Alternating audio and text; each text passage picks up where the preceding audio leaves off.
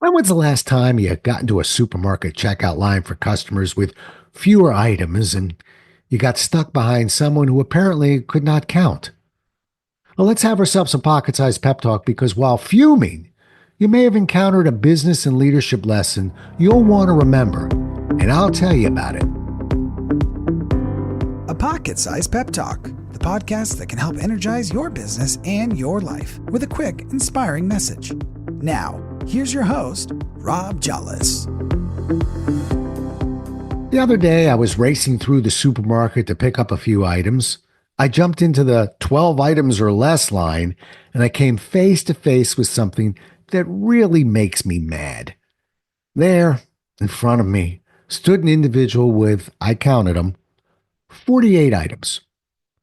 The individual looked like she didn't have a care in the world, but I cared. The others behind me cared. Sadly, the only person who looked like he didn't care was the cashier. When it was finally my turn to check out, I couldn't help but ask the question, why didn't you say something? The answer was predictable. I didn't want to upset the customer. He was right. He didn't upset the customer who abused the rules. He upset all the other customers who adhered to them. Turns out that the theory behind not upsetting individuals who do not follow rules and upsetting those who do follow the rules plays out all the time. It plays out in meetings and classes we attend.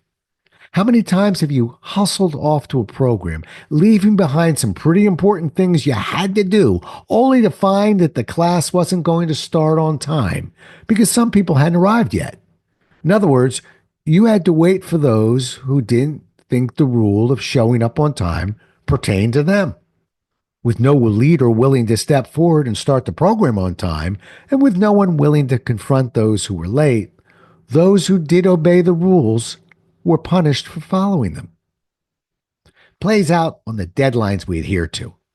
How many times have you worked long hours to complete a project on time, and then you've been told the deadline was being extended to accommodate those who weren't able to finish?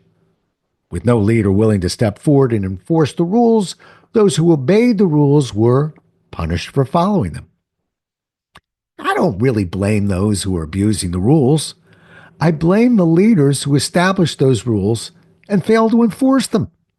Strangely enough, if you want to see an industry that really gets this right, look at the airline industry. Most airlines put seating sections on their tickets because it rewards its frequent flyers. When's the last time you saw a gate agent let someone on before his or her seating number was called? There's a reason for this. Frequent flyers will call out customers and gate agents if those rules aren't followed. I've watched this happen, and it wasn't pretty. When customers step in to reinforce the rules that businesses establish but fail to enforce, it's never pretty. When you're in a leadership role and you have others that are not following the rules you establish, you really don't have a choice. Pretending not to notice the problem is not a choice. Choosing not to say something is not a smart choice. Taking a leadership role and following through on the rules you establish is your only choice. If it's a meeting, start on time and reward those who followed your rules. If it's a meeting or training program, don't wait around for others who did not follow your rules. Reward those who did as you asked. If it's a deadline, abide by that deadline and reward those who are able to meet it.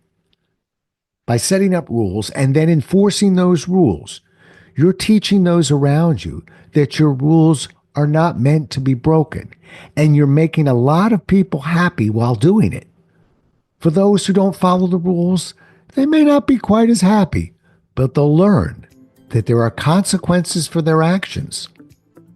A better world for everyone. Don't you agree?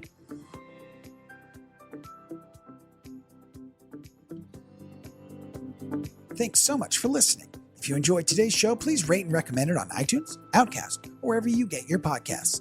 You can also get more information on this show and Rob at jollis.com.